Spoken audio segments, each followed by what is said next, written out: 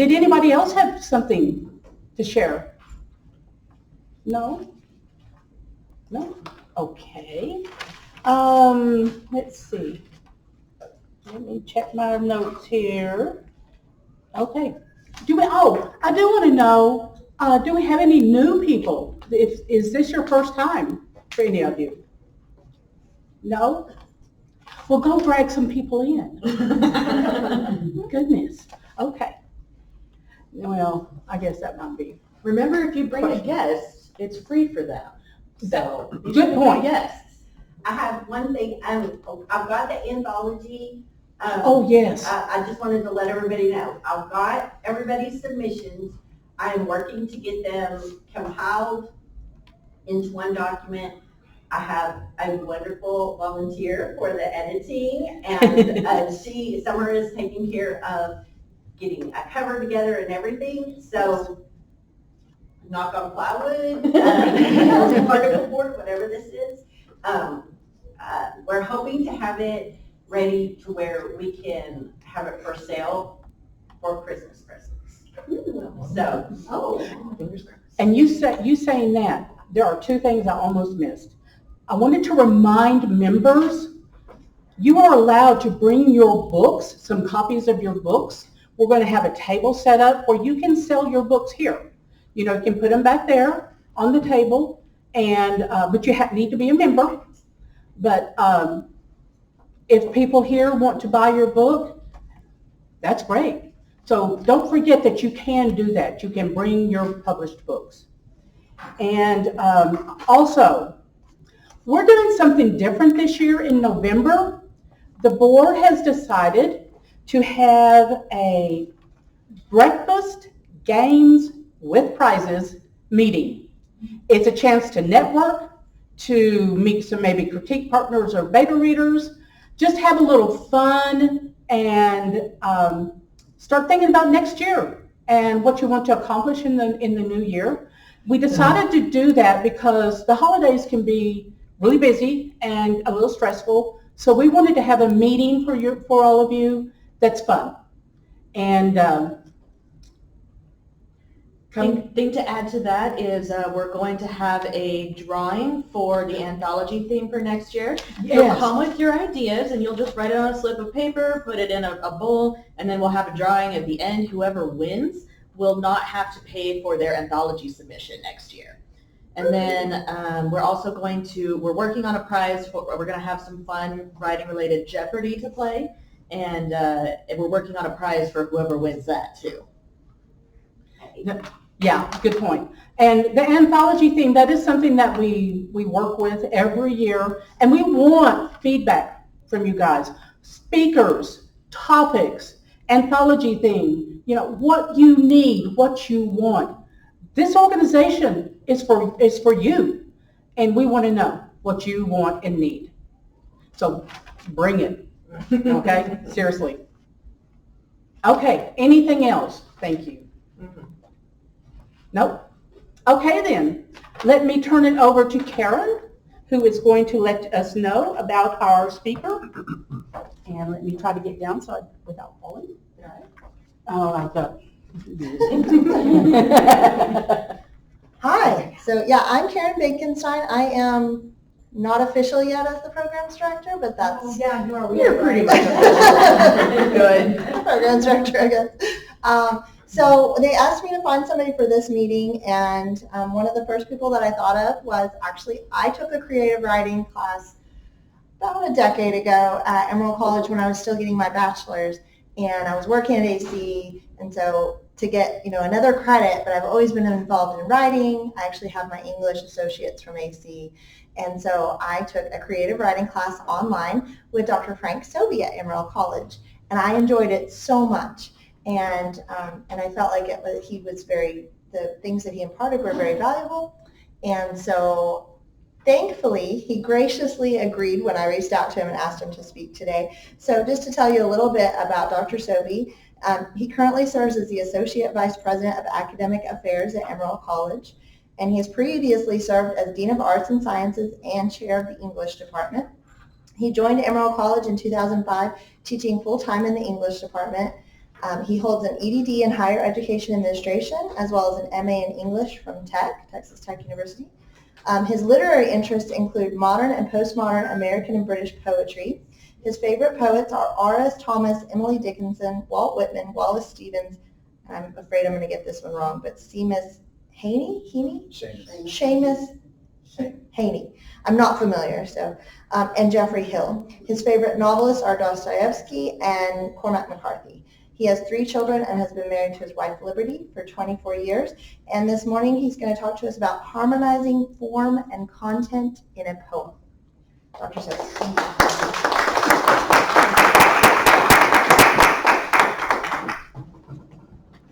Thank you for the introduction, Karen. So the class that she was referencing, an online creative writing class, I designed early on in my career at Emerald College, and the one who approved it to go live was her stepdad, which I just found out this morning, so that's really neat. I loved that online creative writing class, and I miss it desperately. I think one of the advantages to having an online writing class as opposed to an in-person creative writing class is that it affords writers with more ability to provide transparent feedback because of the anonymity, and it gave me as an instructor much more time to comment on the poetry since I wasn't restricted to the classroom environment. So a wonderful experience, and thankful that Karen has fond memories of it. I always had a good time with it. So I've been an avid reader and writer of poetry since I was very little, thanks to my father, who was also my high school English teacher, and the written word has always been very special to me since I was young. You should know that I am not a poet by vocation in the sense that I don't pursue publishing. I do write all the time. There was a time in my life when I was pretty active on the poetry reading circuit and would go to other colleges to participate in poetry festivals, but that's really the extent of it. So if you were coming here today for my expertise in the publishing industry of poetry and how to find your way into an academic poetry journal, I'm sorry, I'm not that guy. If you want to know more about grant writing, I've had a lot of success with that. But the problem with grant writing is that it's incredibly boring, and those who are successful with it dare not teach it to anybody because it is so boring. So I'll spare you that. I am a reader of poetry, and I hope I'm a sensitive one at that. And I think that everything that I've learned about the writing of poetry has come from the reading of it. One of my favorite poets is Theodore Roethke, a great American poet. If you don't know him, look him up. He's written several heavily anthologized poems, including My Papa's Waltz and No Bird, which is my favorite. And when he was alive, he was known as being one of the finest creative writing professors in the country, and he's written several volumes of instruction on that. But he had this to say, which I've always loved, coming from a teacher of poetry. Poetry writing, the craft, can't be taught. It can only be insinuated, which I've always taken to heart.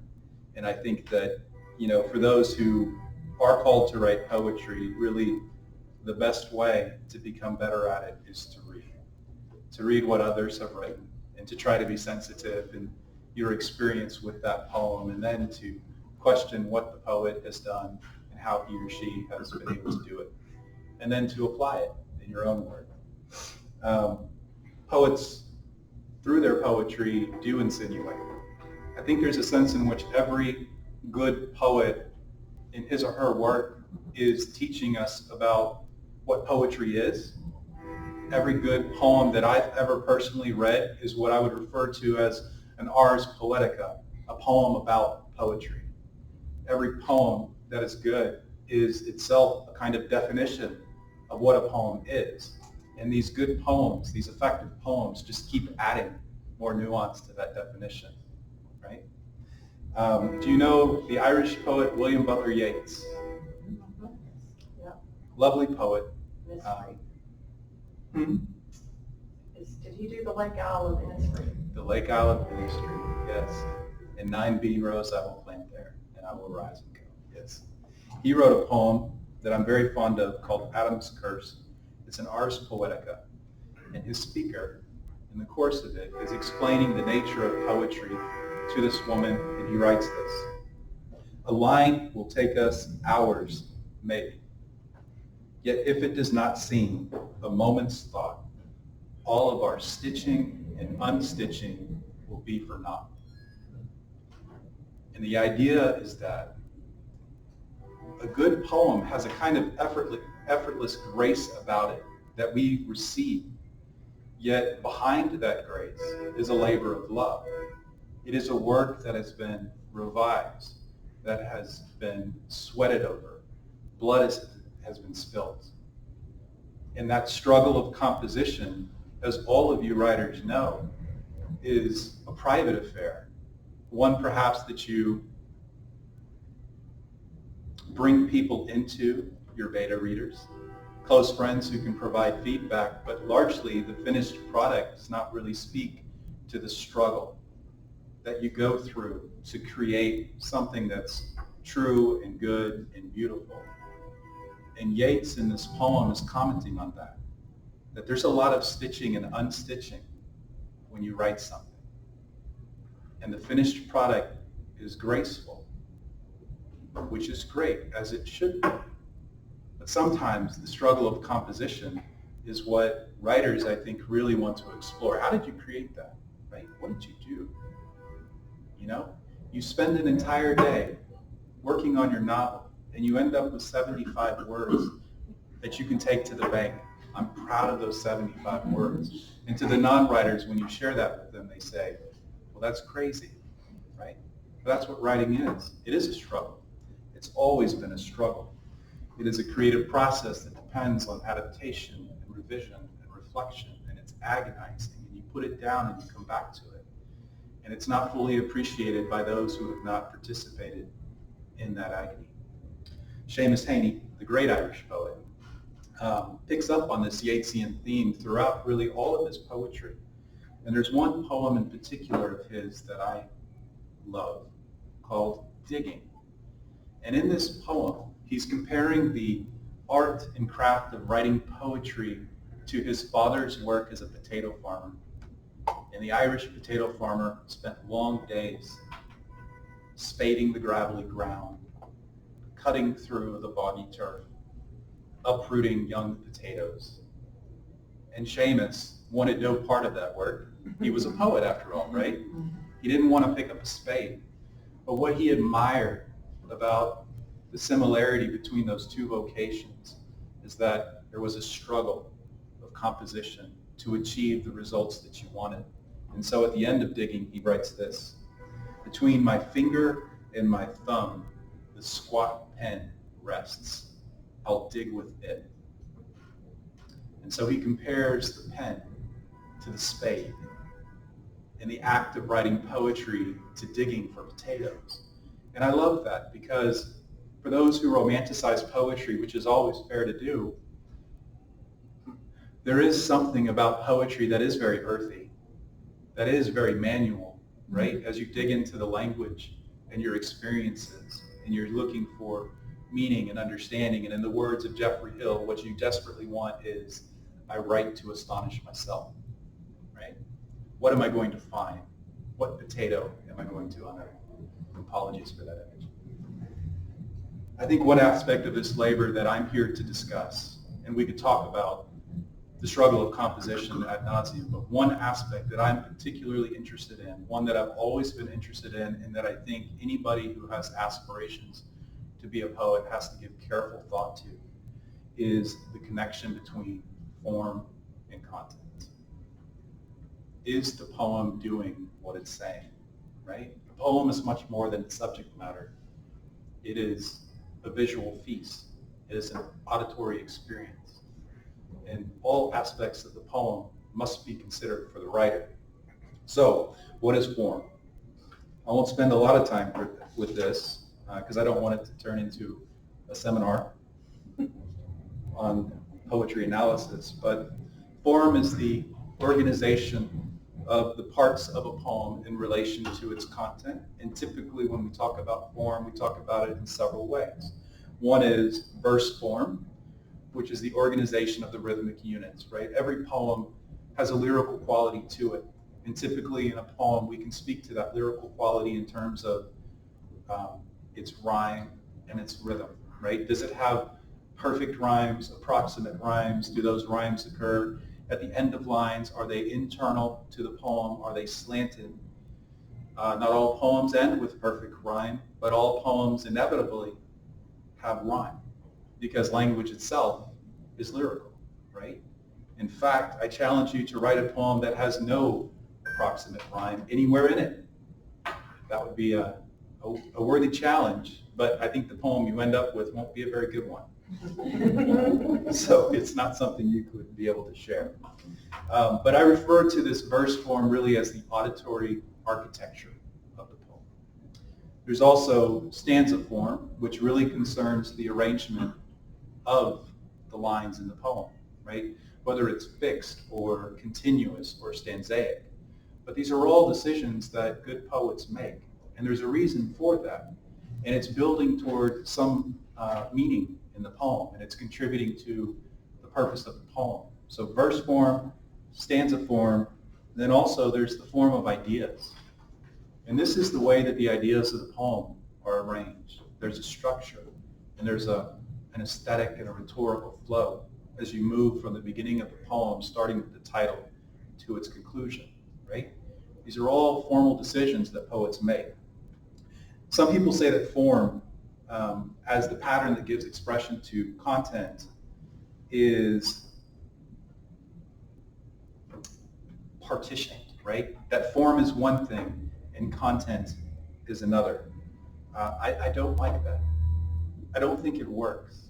And I don't think as a poet, if you conceive of form and content as two separate aesthetic realities, that you will get very far. In the best poems, form is content and content is form. All right? This idea is referred to as organic form, right? There's no separation, there's no partitioning, there's no distinction to be made. The British poet and critic Sir Herbert Reed puts it this way, and I love this. Each poem has its own inherent laws, originating with its very invention and fusing in one vital unity both structure and content. For me, it conjures up the image of a weathered house with rattling shutters, clouded window panes, creaking floorboards, nooks and crannies, ghosts and memories, out on a pasture with a ramshackle fence and a snaking country road leading to its front, and behind a storm that's coming in. And the subject matter, the people who live there, are part of the point, but the architecture around it is also the point and might as well be a person too, right? There isn't a way to separate it. And of course, by this house, I mean the poem, right? We're talking about architecture that you live in that comes to absorb the content and reveal it in ways that content alone can't. There are a lot of poets who are quite effective at this. I'm going to rattle off some so that after today you can go look them up. Dickinson, Emily Dickinson, probably our best American poet when it comes to this idea of organic form. And I would say read all of it. Read all of it. She's the only poet who I ever found intimidating. Walt Whitman. Both of them were writing at the same time, and it's very interesting to see the differences in their style. But Whitman was very concerned with the architecture of the poem, with its formal expression. I mean, his work was Leaves of Grass, and he heavily edited it over many, many years. So there's a lot to be found in his work. Theodore Roethke, Thomas Hardy. Thomas Hardy wrote over 1,000 poems, and I believe nearly 800 of them are completely unique, right? Not adopting traditional forms like the villanelle or the sonnet, but unique to themselves. And that makes sense because he had an interest in architecture, and so each poem he saw as its own sort of creation, its own sort of cathedral, right? The end product of which we appreciate for its grandeur, but there's a century-long time of blood and sweat going into each cathedral, each poem. Some good poems you might read after today that sort of illustrate this concept of organic form. John Donne's The Flea. You may be familiar with this one. The metaphysical poet John Donne imagines a speaker who is sort of salaciously petitioning for a sexual relationship with this other woman. And his argument is that this flea, which is in the room with them, has sucked the blood from both of them, and now their blood is commingling in this flea. And so obviously, we should get together, right? Because our blood already is copulating. And between the penultimate and the final stanza in the white space of the poem, the woman kills the flea. And then, of course, the not-so-gentleman realizes that he's not going to get anywhere with this petition, comments that she has so maliciously killed the flea. But I loved the fact that John Donne used the white space between those two stanzas to give us the most important action in the poem, an action which didn't even require words, right? You should have called this class 6 and form and poetry. We would have standing room on it. Titled Guys Will Try Anything. William Carlos Williams is another fine example. A doctor by vocation who had a typewriter in his medical office that he would turn up between patients so he could write. I love the bivocational poet.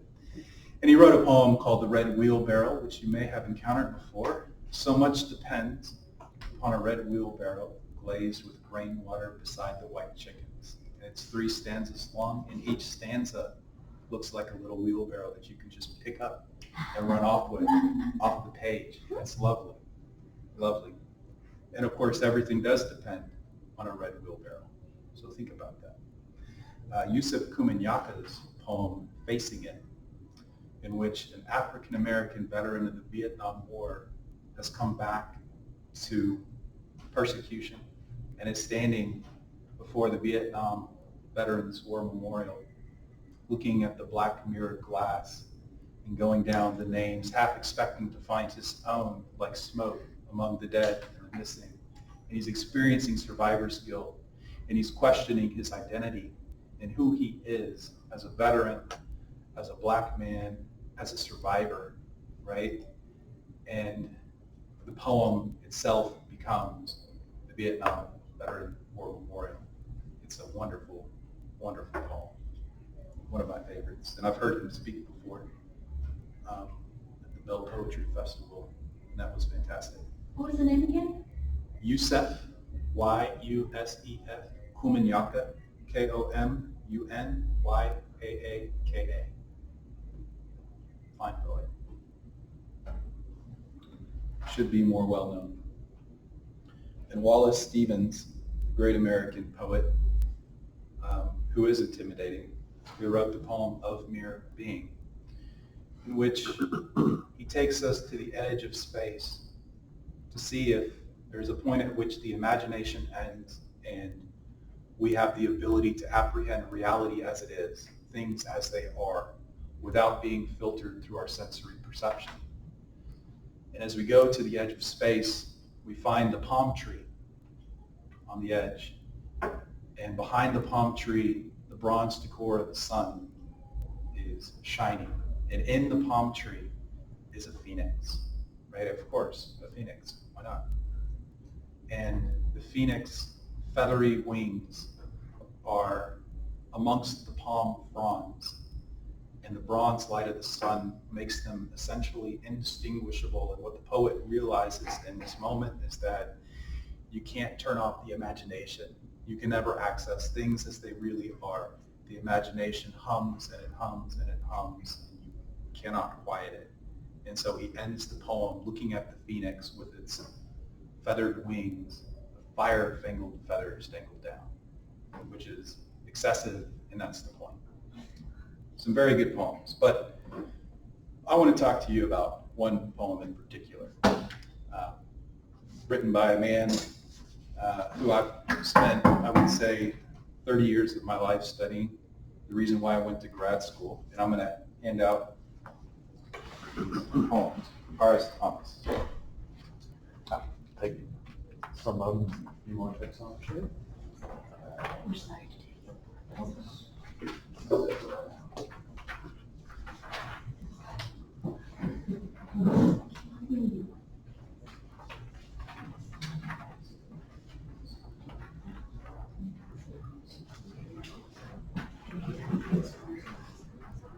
We're going to spend some time, the rest of our time, with this poem by Horace Thomas to really hone in on what is meant by the idea or the concept of organic form.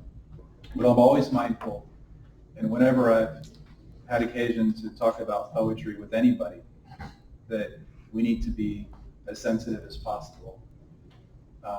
There's a kind of analysis of poetry that is often performed that is very similar to what happens on an autopsy table, right? Where the poem is treated as a cadaver, and we are here to dissect it and to display its parts, and it's cold, and it's unfeeling, and it's just horrific. That's not what we do with poetry. I think the poet who expressed it best is Billy Collins in his poem Introduction to Poetry, which is really addressed to readers and writers of poetry.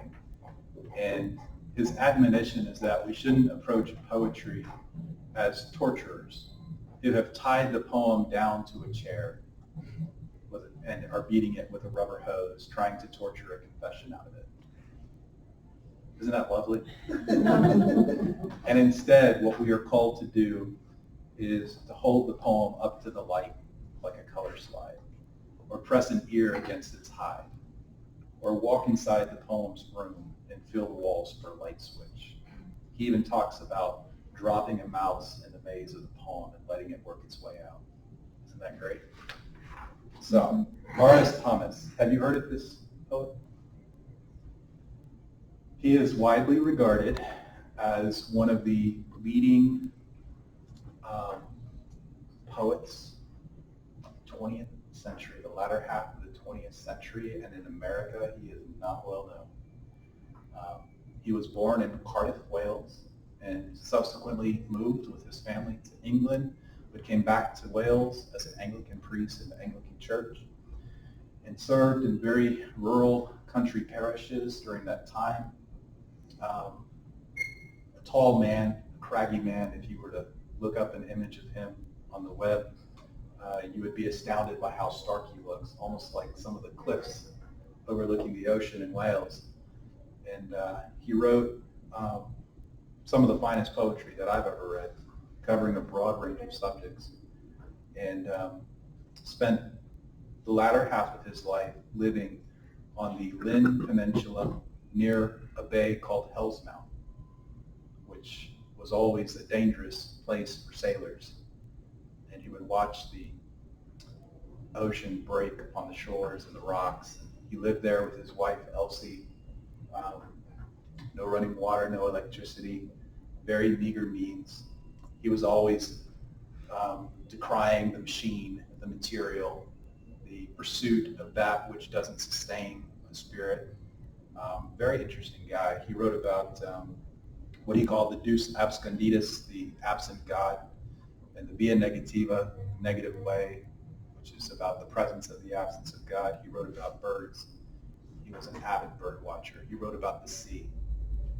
And there is a strain in his poetry devoted to love, which I think, and the reason why I'm here today, is some of the finest love verse ever written. And so this poem, A Marriage, was published in A Mass for Hard Times, which came out in 1993, a couple years after his wife Elsie died. And they had been married for many, many years. She was a painter, studied at the Royal Academy, watercolors, murals, and she lost her sight. Yes, you can imagine for a painter that would just be absolutely devastating, right? And so they lived by themselves in this small little cottage off the Bay of Hellsmouth. Are you getting the picture? And this craggy, tall man, acerbic, sharp wit, the kind of person that you would have a hard time believing at one time stood before a parish of anybody to give a sermon, right? Wrote this poem. A marriage. We met under a shower of bird notes. 50 years passed, love's moment in a world in servitude to time. She was young. I kissed with my eyes closed and opened them on her wrinkles. Come, said Death, choosing her as his partner for the last dance. And she, who in life had done everything with a bird's grace, opened her bill now with a shedding of one sigh, no heavier than a feather. I think one of the reasons why we read poetry is that it helps us to understand the human condition, our purpose and meaning, but it does so in a way that others cannot do for us. In the words of Emily Dickinson, the point of poetry is to tell the truth, but to tell it slant. Truth must dazzle gradually, lest it blind us all, right? It tells the truth, but it tells it slant. It gives us a window into the universal through the particular that allows us to see and understand the world and humans and our role from completely different angles, unusual angles. That's why poetry can be so disruptive to our experience, because it evades the cliche, doesn't it?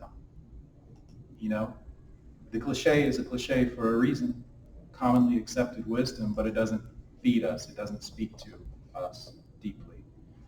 The poet finds a way to tap into the universal that is compelling, and that helps us to remember. I remember when my wife was pregnant, we were always surrounded by this congregation of well-wishers who would tell us over and over and over again, congratulations, but just remember, time flies. Right? I got that all the time. If you have kids, you probably heard that too. Time flies. Followed by, take pictures. Enjoy these moments. They don't last. And they don't last because why? Time flies. And it got to the point where I would, nod my assent and say, well, thank you, Socrates, for imparting that kind of wisdom to me. I know this. Time does fly. I think we all know this. That's why it's referred to as a cliche. So you carry on, and we'll, try this whole parenting thing out and occasionally acknowledge that time flies. But then you have a moment. As a parent, you become accustomed to the incremental growth of the child, right? The day to day, the hour to hour, moment by moment. But then one day you walk in and you see what was your 3-month-old in the crib, and she's now 9 months old. And because you're looking at it slantwise, you realize, holy crap, time flies. Right? You're like, oh, okay, they were right. Time flies. And then you proceed to have those moments over the course of the rest of your life, right? And you have them with yourself, and you have these moments like Hamlet did, where you lift up Yorick's skull and you have this existential crisis of faith and doubt and the meaning of existence and the inevitability of death, and you say, alas, poor Yorick, I knew him well, right? And one day you walk into the bathroom and you catch your reflection in the mirror and you realize, wow, I'm getting old. Frost has visited my hair's midnight and will not thaw. That's R.S. Thomas. You have these moments. The issue is that they only become meaningful to us through our lived experiences, but the poet is the one who can give us those experiences that we have yet to have. but also to help us with the experiences we have had and that we will have, right? Help us to see it in a totally different way. All right, so we have this poem. It's a lovely poem. And I think if we just left it here, we would all be satisfied. This is a fantastic poem. It has lyrical depth. It's sweet, but it also deserves consideration. R.S. Thomas wants us to look at it, to understand it. He has made these private words public for us. And so we get the picture of this couple who meet under a shower of bird notes. So already the metaphorical imagery is coming at us with full force. It's like those cheap Hollywood movies when the couple meets together and they have a kiss and fireworks are going off in the background, right? Except this is much more subtle. The shower of bird notes, and it's a theme he develops through the poem. And we're like, wow, this is sweet. I wish I could meet someone under a shower of bird notes. Certainly that's infinitely better than bird crap. Bird notes. As though our union is being somehow acknowledged by the universe, right? Like, wow, okay, tell me more. And then he says, 50 years passed. You're like, whoa, wait a second. Wait, what happened? What happened from the bird notes to 50 years passing? Like, surely a lot of stuff happened. Kids, vacations, fights. I mean, that's a long time, isn't it? Yeah, 50 years passed. And the passing of these years are described as love's moments. Right? Time flies. And this moment is in a world in servitude to time. We are all in servitude to time. We creep inevitably toward the end. Death, mutability. These are all realities that we face. The speaker is leading us toward this tragic inevitability. And he brings this back. She was young. And I love this line. It's my favorite line in the whole poem. I kissed with my eyes. He breaks the line off there. It's what we call an enjambment. When you think about form and poetry, you think about lineation, how the lines begin and end, how they're arranged. And it's as though he took the sense of the sentence, the line, the sentence, and he snapped it off over his knee because he wanted to end there with eyes. I kissed with my eyes. No doubt you've done that before, right?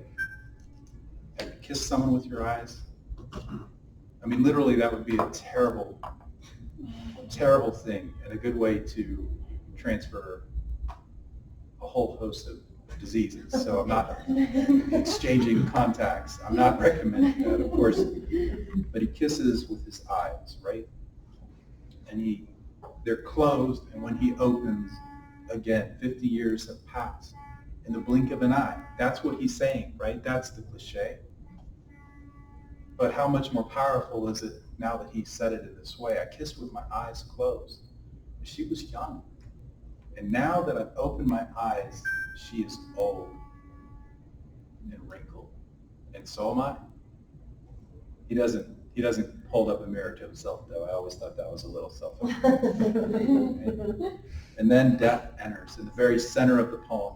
Entirely appropriate. Death enters, but not aggressively, not violently, still tragically, but gently, right?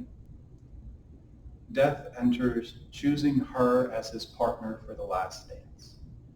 He cuts in. The speaker, R.S. Thomas, I've got this now. This dance is mine. And they dance. And it's graceful, right?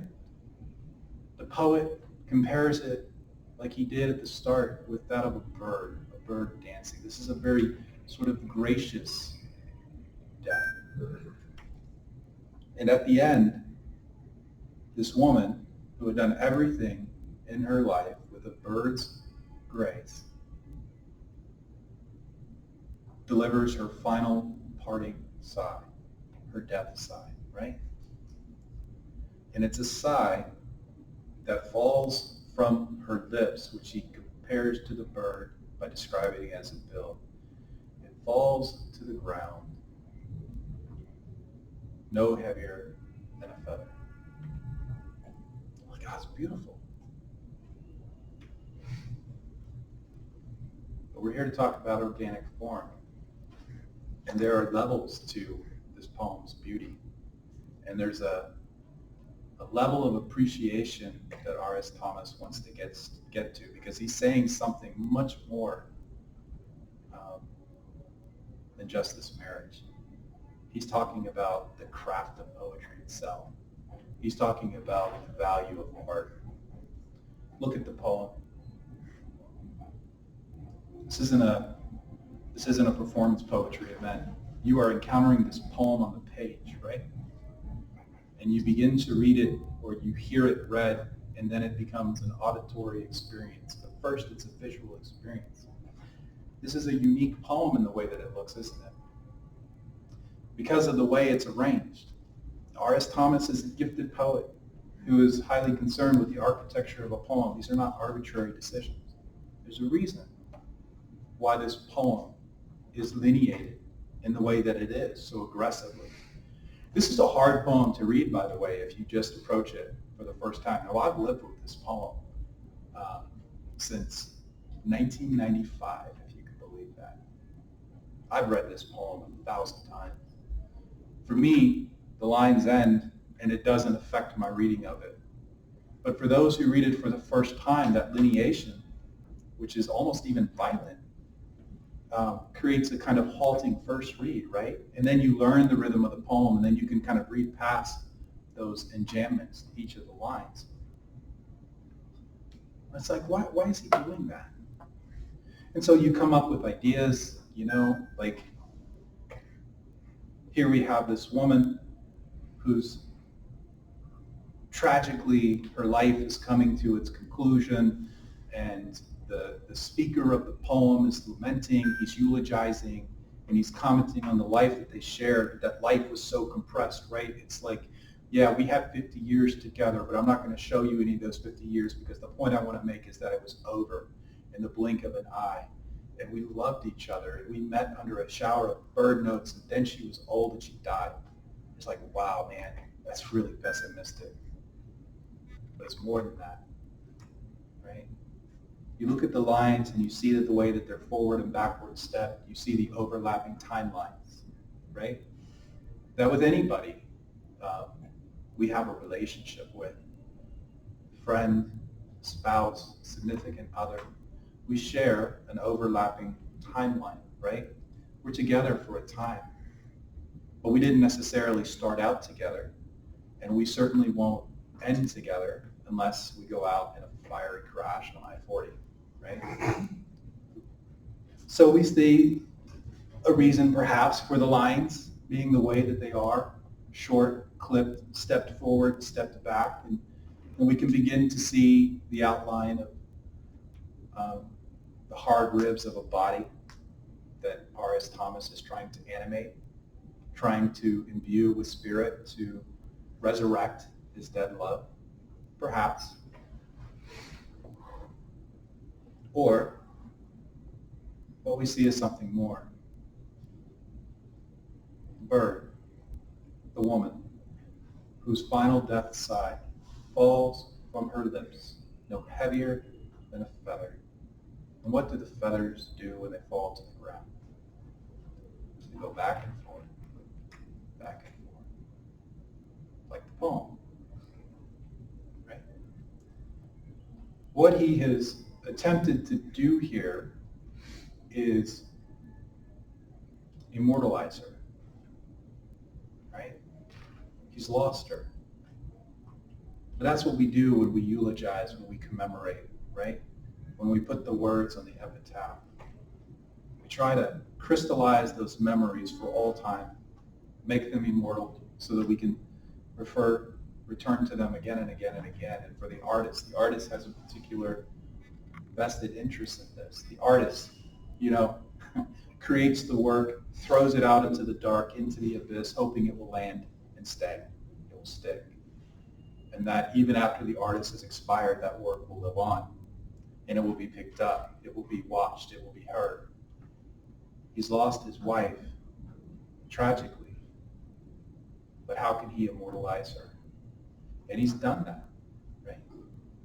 The final side is the poem. It's their life together. It's the end of her life. The feathery lineation of the poem. Something that we participate in as readers, right? This sigh, which has a finite end, is something that every time we come to this poem, we sort of resurrect within the context of the art. That's what he's saying about this poem. Yes, ma'am. I'm sorry if you don't want to go this way, but is it possible he's pulling on that reference, hope is a thing with feathers? I think anything is possible. Yes, with R.S. Thomas, I think It's likely to do that. he is incredibly well read, and all of his poetry contains allusions. He frequently alludes to the Bible, Shakespeare, Kierkegaard, Wallace Stevens. There certainly is hope that we sort of discover in the tragedy of the poem, right?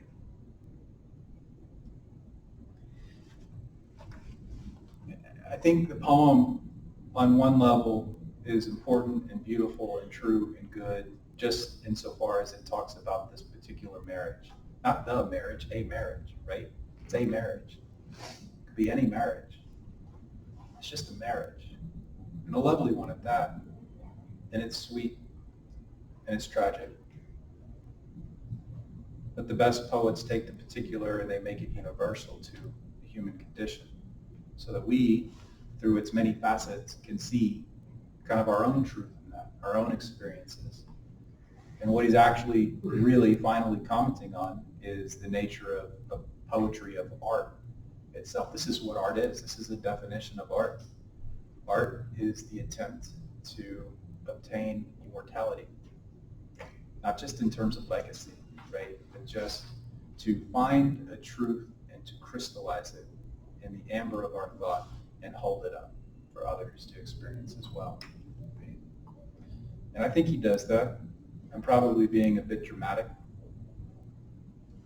but I think I get the feeling every time I read this that I'm honoring R.S. Thomas by doing what the poem has called me to do, what the poem itself does, doing what it says. Right? This is the idea of organic form, that you have a subject matter and you have a way of expressing that subject matter, and the words that you choose, the way that they're arranged, the lyrical quality of those words, metaphor, imagery, and so forth. But all of that expression actually is the content. It is how the content is revealed, but it also becomes the content and the point of it, right? Form is not separable from content. So when you apply this to your own craft, you need to, I think, ask questions about the decisions that you're making, sometimes consciously, sometimes in the act of writing and getting your thoughts out unconsciously, right? Subconsciously. Why do we start the line here and end the line here? Why do we rely on a stanzaic organization as opposed to a fixed one? You know, why perfect end rhyme? Why approximate rhyme? All of these are questions that are a part of the struggle of composition. You know, you want a marriage between form and content. There ought to be a harmony there, and I think for me, that is the hallmark of the best poetry that I've ever read. There's a precision and an attention to detail that's a part of the labor, part of the craft, but in the final product, it is anything but precise and laborious, right? It's just this effortless, graceful experience, regardless of what it's actually about. R.S. Thomas is a fine example of this idea of organic form. There are lots of poems you could go to where he kind of experiments with this way of approaching poetry. Sea Watching is one. Remembering. So if you've never read him before, I encourage you to read him. Very good. So what questions do you have about this idea of organic form and how you might apply it to your own poetry? If somebody's never written poetry, would organic form be a good place to start? Or start with something familiar like rhyming? That's a great question. And there's not a prescriptive answer.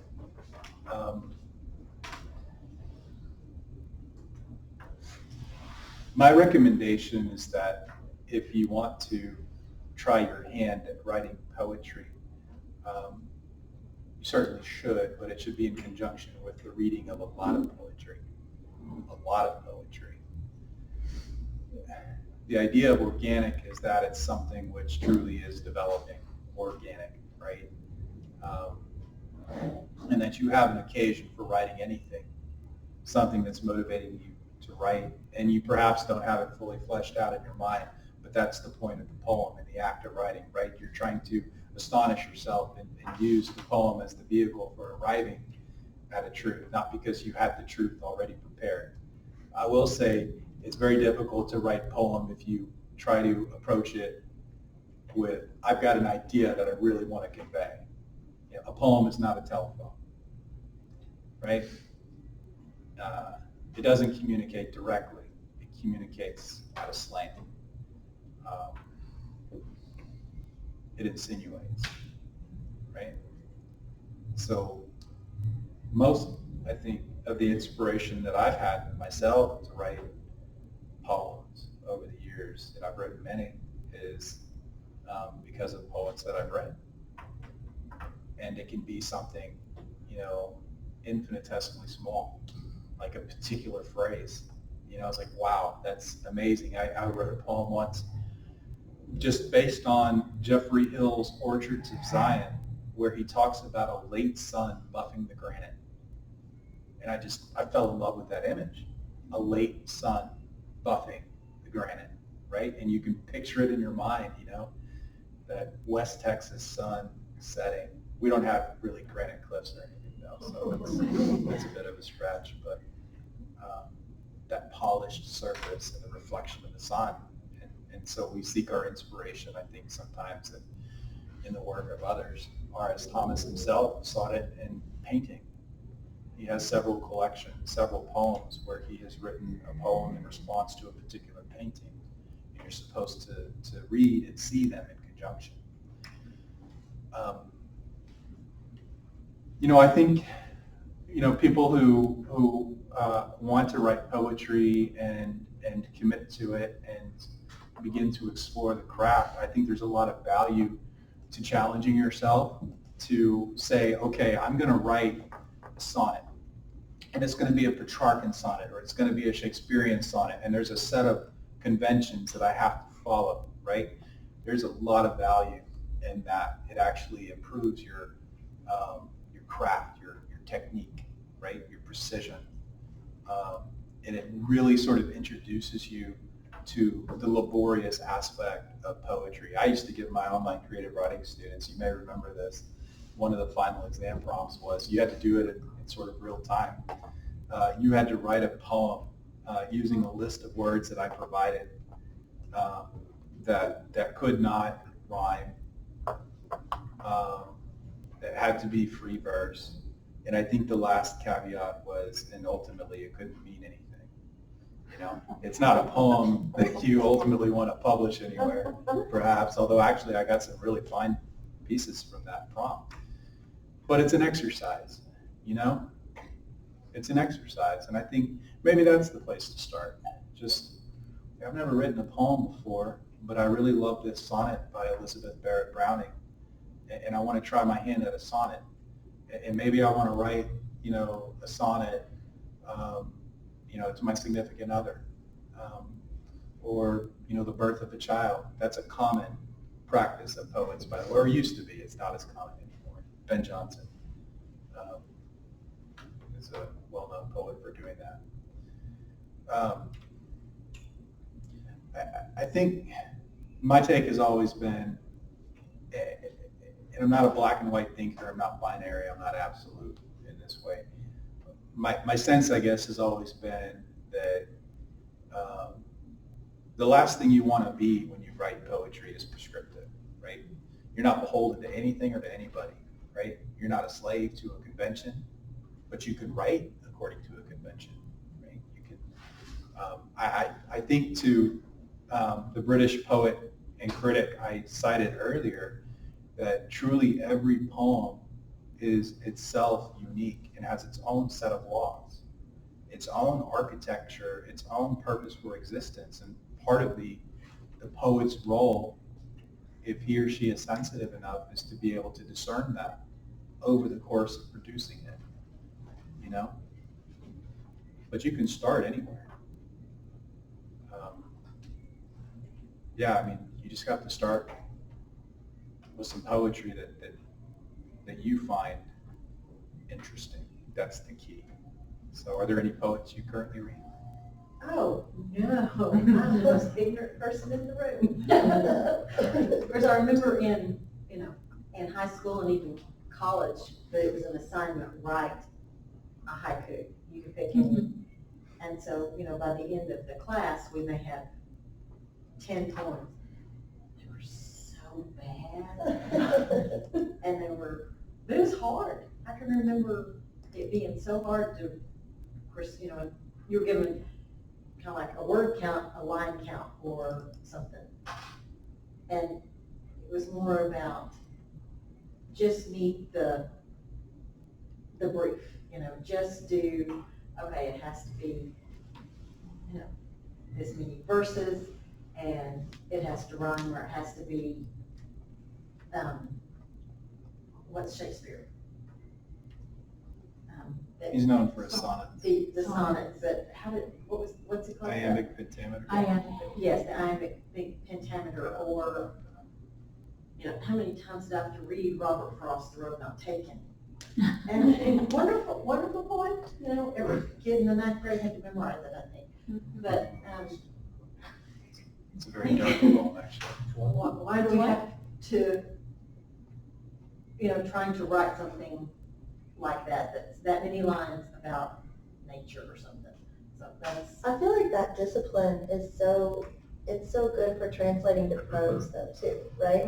Like how many times have you, like if you've read or listened to Stephen King's On Writing, and the way he talks about not using adverbs and really kind of limiting or making more concise your writing, I feel like constricting yourself to a certain word count or line count or iambic pentameter is such a great exercise in that precision that can then improve your prose also. Roethke used the same strategy with his poetry students. No adverbs, no adjectives.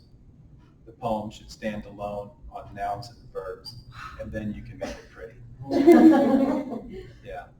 And these are challenges. And actually, if you look at the history of poetry, you see little conclaves of poets who congregated together, and they've sort of created these Texas High Plains Writer Association type environments, right? The young romantics after Coleridge and Wordsworth, you had the Shelleys, and you had Keats and Byron, and they challenged each other. We'll write a sonnet about X, Y, and Z, and they would.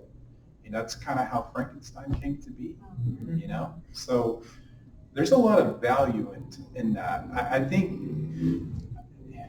think my sense is that for the person just coming to poetry, that's probably not the best starting place. That in the end, it's really more about the exploration. You want to fall in love with the idea of words on the page and the way that they make you feel and the way that they sound. I don't think you should go into it with any presuppositions about what poetry ought to be. You know, in the end, all poetry rhymes, but not because it's end rhyme and it's perfect, right? That's an idea of poetry that's pretty archaic, to be honest. But it certainly can. That's the other thing. Do you have, thanks for introducing us to R.S. Stone. Do you have a particular volume of his you would say to start with? Oh, that's tough because He's got lots. he does, and that poem that I read is atypical of what he's known for. Yeah, it really is atypical of what Perhaps he's this known for. is just such a jewel. Remembering is another love poem that he wrote, the weight of it also. Those can be found online fairly easily. He has a sonnet called The Other, about the Deus Absconditus, the absent God, which is lovely. Most of his poetry is very difficult, elusive, and theological. So there's a poem he wrote called In Church, where he imagines what seems to be a priest after the congregation has left. He's down on his knees, and he's looking at a cross, and there's only the sound of the man breathing in the parish, breathing, testing his faith, nailing his questions one by one to the cross, to the untenanted cross. That's pretty typical of R.S. Thomas. He writes a lot about oceans. The prayers and the poems that you throw out into the abyss, waiting for the answer to return, but the echoes return slow. And when they do, they break on you like the tide on the shores of your doubt. That's R.S. Thomas, right? So he's not everybody's cup of tea, but he's my cup of tea. He's more like a pint. Yes, ma'am. I'm not a poet either, but when you were talking about applying this process as a short story writer, sometimes you have these, thoughts and musings, and you build on that. I'm a word person as well, and if I'm thinking about a character or I'm thinking about a situation I'm going through, and I'm just putting little pieces and layers together, and it's building, and you can take that and you can use that for your writing, and it stands alone as you're thinking about a particular person or a family situation that you're going through, and you're just putting little depths of thoughts together, and it just becomes like I love the idea of a painting. That's so wonderful. But you can use that to build and create your story as a novelist, short story, all of that. So that's where I kind of started. I've been thinking about different things, and I'll just start putting thoughts together, different musings, different feelings, and tones and all this, and it builds other things. So I think this is really helpful. Well, I'm thankful to hear that. I do think this idea of organic form does translate to prose, to short story writing, to novels. It's particularly with short stories. I mean, much more so than the novel, there is a compositional significance of the words on the page, right? And often short story writers sort of navigate that arrangement much like a poet would. Some who come to mind, Gilman's The Yellow Wallpaper, Tim O'Brien's The Things They Carried, that whole collection of short stories. He really pays attention to white space, but novelists, and particularly experimental novelists, there's some poetic aspects. Cormac McCarthy comes to mind with The Road, a very poetic novel. So, yeah, I mean, I think the idea is that what we're paying attention to is the significance of the composition. When you look at a picture, a photograph, it has a subject matter, but the subject matter is presented in a particular way because of the creative decisions of the artist, the photographer, right? Like how it's cropped, the lighting, and so forth. It's poetic, right? I mean, that's the vessel of the poem in a sense. You're revealing the content, but in a particular way, slanted, right? It all comes back to Emily Dickinson. She was smarter than all of us. Are Other questions? Yes, Karen? So when you talk about the organic form, you talked about looking at it on the page. And I think that with, the prevalence of the internet and social media and shortened attention spans, sometimes the way that we come to poetry is by hearing it or seeing it performed, maybe through YouTube or something like that, or TikTok or something. Do you think that there's a place for the auditory in that organic form? Because I feel like there's a style of poetry now that's actually designed for that performance poetry, like on YouTube or something. So for example, in performance poetry, you would tend to find a lot of anaphora, a lot of repetition. That's very typical of any kind of oral tradition because it's an easy way to create a rhythm, right? And the rhythm itself is a structure, right? It's, waves have structure, and it's a rhythm that can carry us. And it's like listening to a symphony, there might be like a thread or a riff that you start with that fades away and then it comes back, and it's the coming back that's the point. So I do think organic form, it's more than just on the page. It just so happens that in this particular poem, that's the way it's being sort of envisioned. Well, it occurs to me that there's kind of an evolution too with the advent of new technologies and how you can do the organic form. Like you were talking about the Provost William Red Wheelbarrow, and I think about if I was writing, like I don't know that if a marriage was written originally by hand, like the difference in creating this visual form, writing it by hand, and actually having to count out the characters and justify the lines. You know what I mean? Sure, Like the yeah. advent of the typewriter or the computer actually changing that form and the The capabilities. tools we use Yeah. can affect our creative decisions. Yeah. And we don't have a manuscript for that. So whether it was handwritten first or whether it was written on a typewriter, I think it was most likely handwritten because Mildred Elsie, his wife, got a vacuum cleaner for their cottage, and cottage is being generous, and he got rid of it. It was too much technology for him. So that's why I kind of think that handwriting is probably where he went. The demon of the machine was in the vacuum cleaner. So a typewriter is much more complicated. Was he part dog? Like the vacuum. He's got kind of a mastiff quality to him. If you look it up online. Yeah. I always said to myself that if I was ever in Wales, I would seek him out and ask to have a pint with him. If you go to Wales, everybody knows who he is. You can ask caddies and they'll be able to recite his poetry. He died in 2000 though, so he's gone. But he's not really well known in America for some reason or other. We have some scholars in America who've dedicated their life's work to his poetry. We're too busy reading English poets instead of Welsh poets. Yeah. He was always despondent that he wrote his poetry in English. He was born in Cardiff, but he moved and spent most of his formative years in England.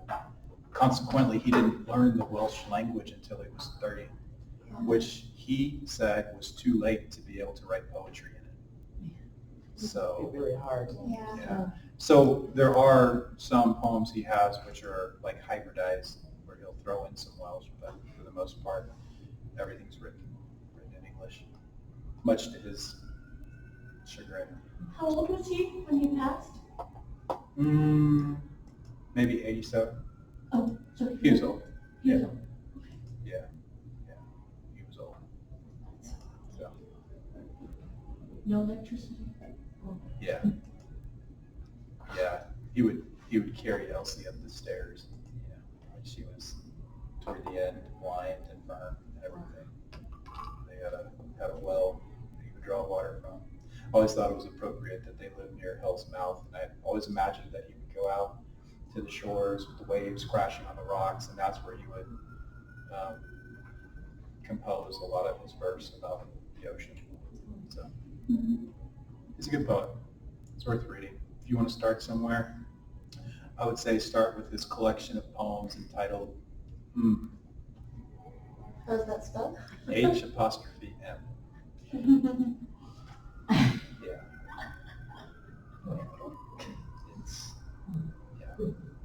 It's supposed to be kind of Gregorian, but then also a reference to God. So Okay. it's a good place. I have a first edition, so it's worth a lot. To address, you speaking about writing and converting it to text. I learned computer very late in life. I've got many learning disabilities and technology challenges and such as like, so nearly all of my poetry is written in similar forms to this, where I would play with the lines to draw you different directions and things like that, or to get 2 points of view. Yeah. And it does translate, and I print. I don't script write because I can't ever read it again. And I print everything. And it's only later in years that I've gotten fairly proficient with the word processor that I can actually write a poem in the computer. But most of what I do is I've gone back to all my writing and pulling out these very darkened pages of my early poetry and put it in the word processor. And it has a tendency to clean up the poetry because you just say, I said too much there. I didn't say enough here, or that's redundant, you know. And Was it a challenge to keep strip the it down. visual component of it? The only challenge was to physically make the word processor do it. Seriously. But it would have a tendency, like if I wrote something like that, there'd be more information there than it needed. And you've got to cut it down to the sharp edge so that it's not just me. I'm sitting here, I'm of the age where it's almost time to open my eyes and see the wrinkles. And it touches. So, I'm thinking, why did I write that? And the reason is, it's not mine yet. My poem's yet to write on. So, anyway, but yes, it will convert over. Oh, yeah. This touched me a lot. I think a good way to come to a better appreciation of organic form and the labor involved in writing poetry is just to find poets who've made their revisionist practices available, right? So you can see things in early drafts and what they ended up looking like. I mean, T.S. Eliot's The Wasteland, famous poem, looks very differently than how it started. Ezra Pound has a poem in a station at the Metro, and the poem is